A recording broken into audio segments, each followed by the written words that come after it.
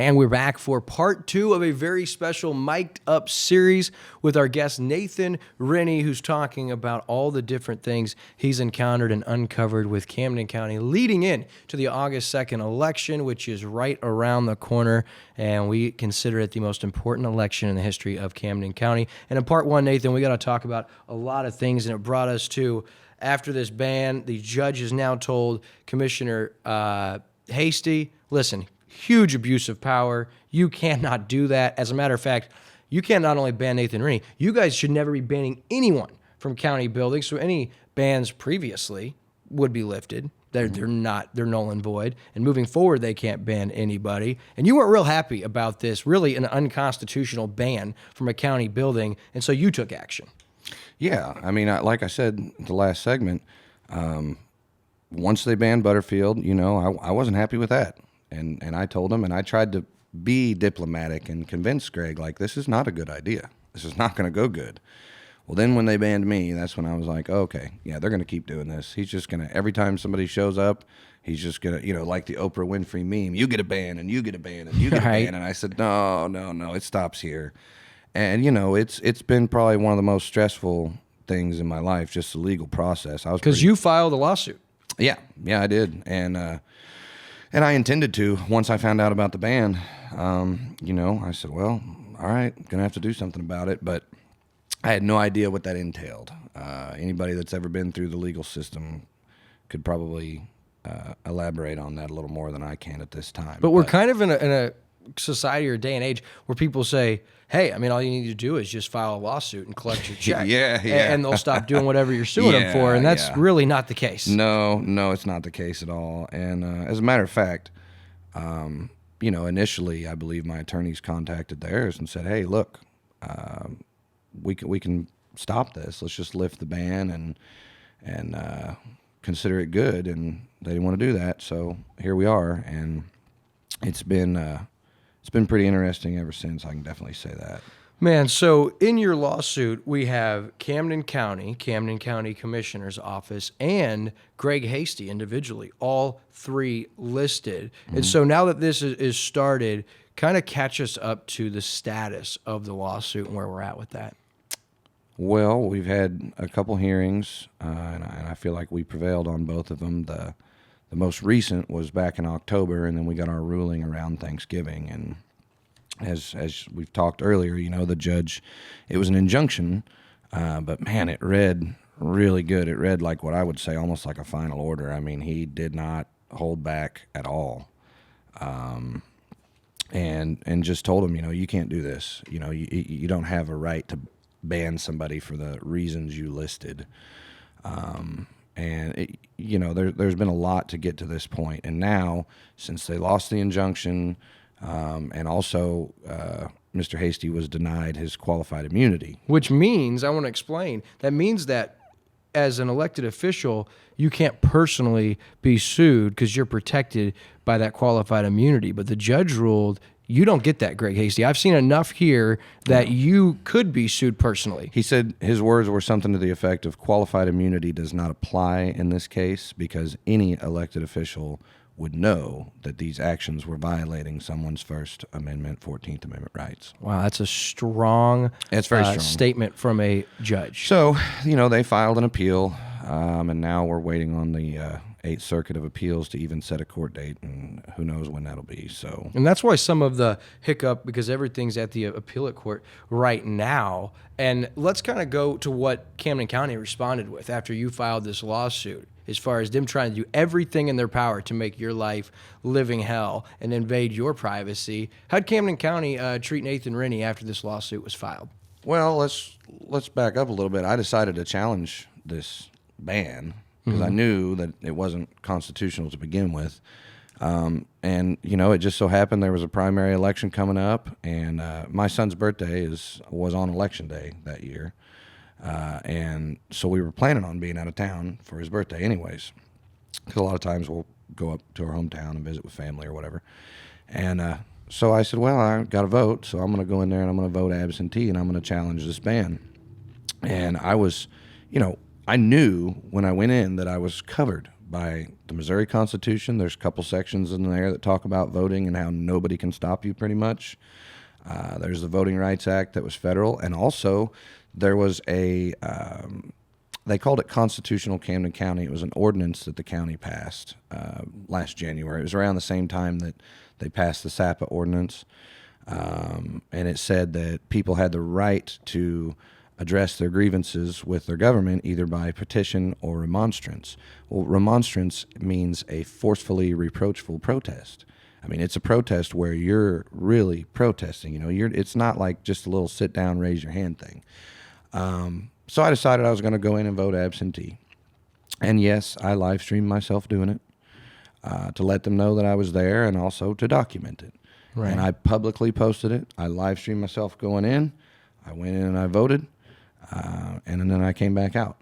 And I live streamed myself going out. And, basically it was me saying, okay, well, come escort me from the premises. They didn't they didn't have any provision in this letter that Greg had written me about trespassing. It didn't say you're going to be charged if you showed up. It says if you show up, deputies will escort you from the premises. So I said, okay, stop me from voting then, And they used that as an excuse, the prosecutor, Caleb Cunningham, and one of his detectives, Detective Hutzler, they used that as an excuse to break into my private messages, my Facebook, about close to 3,000 pages, about 2,000 pages of messages and then pictures and everything else that they got in. And they didn't need that. That action made me more angry than anything else. Because that you feel like that's an invasion of privacy. It's a creepy feeling to know that, even it doesn't matter. There's nothing in my messages that I, for one, probably wouldn't say publicly, or for two, that, really is like a bombshell. It's the thing that it's a private conversation. If me and you are talking about your dog and he's sick or whatever else, that's between me and you. Right. I didn't give consent for them to get into there, and they didn't need it. They had the security cameras in the courthouse. They had witnesses in the courthouse. They had my publicly available videos. They had my signed and dated absentee ballot form. They had everything they needed to say you were on the property. So there's no reason, none whatsoever, that they needed to do that other than they wanted to know who I was talking to, who was giving me information. There were people in those messages who have been threatened since that time.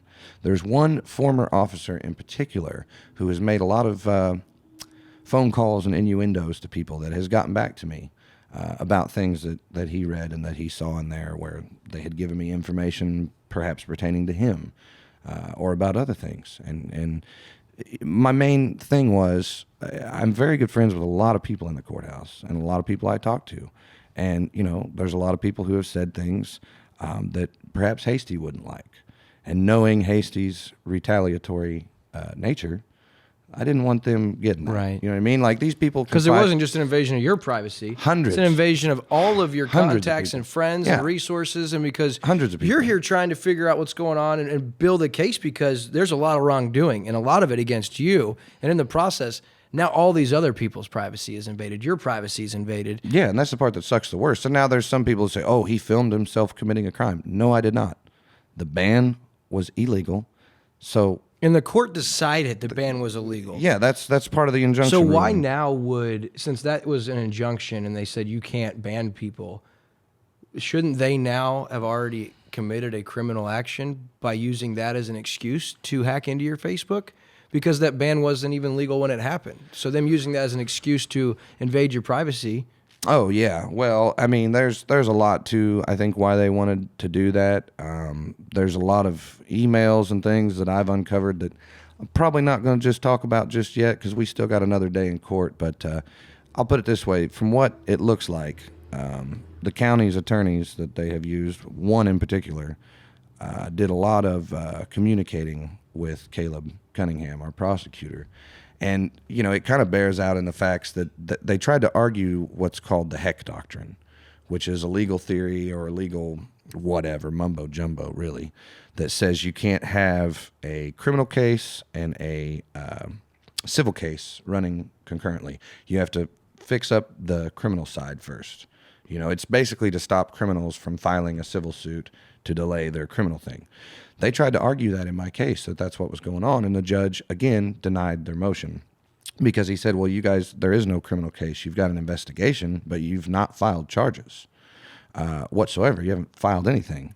So the judge threw that out. But to me, and from what I can tell and from what I see, they were trying to use the criminal courts to gain an advantage in my case. And as a matter of fact, I'll just say this much. I have an email from Hasty that got to the prosecutor where he even says, I want him charged. I want this lawsuit thrown out.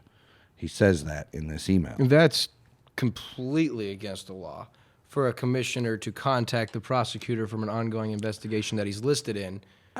You know, I don't know if it's against the law, but I would say that it kind unethical. It's unethical, and I would say that it leans towards conspiracy, which again, I'm not going to. Right. I don't want to get too much into that. I want to get into strategy, but there is some good things coming for all of them, in my book, because since that time I've uncovered a lot. I mean, it was 10 months basically before I was able to even find out what they took, why they took it, what was going on. They sent it all to a special. They sent it all to a special prosecutor down in Phelps County, and I was able to finally get a copy of it like November. It was around November when I got it.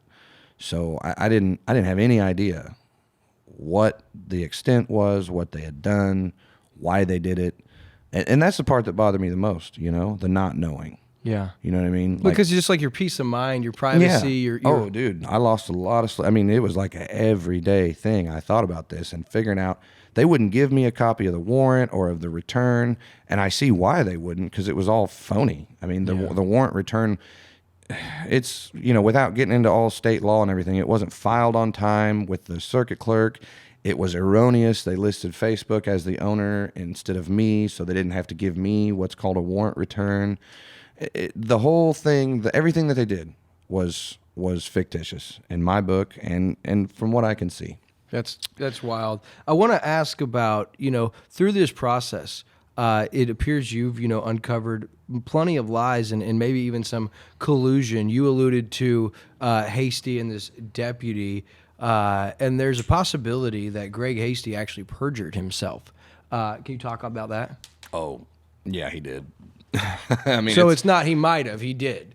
Yeah, I mean, so we're in his deposition and they're talking to him, and my lawyer's asking him, so who told Detective Hutzler about the reasons for the ban? And Greg said, well, I don't know. Don't have any idea, you know? And he's like, so you didn't tell him this, you know? And he kind of goes on, and like 4 or 5 times, Greg acts like he doesn't even know him, might have met him once, don't even know. Well, like the second sentence on Hutzler's police report says, I went to go talk to Greg Hasty about the reasons for the ban. Ooh. And when he went into Gohagen's office to talk to him after the fact, he says, I just left Greg's office. He gave me this letter. Like, I mean, it's 100%. I mean, he's not going to be able to get around that one. And that's just one of multiple lies under oath. I'm kind of picking up again on a trend and an ongoing pattern of feeling as if you are above the law or you are the law from our presiding commissioner. And in our next part on this special series, we're going to talk about why you feel like Greg Hasty is not the right decision for Camden County for the presiding commissioner. So we're going to dig into that. And we're also going to talk about in part 4, our prosecutor a little bit, Caleb Cunningham, not elected. The guy was appointed, and some of the encounters and issues that you've had with him. That and a whole lot more on our third part of our mini-series with Nathan Rinne leading into Tuesday's election in Camden County. You don't want to miss it.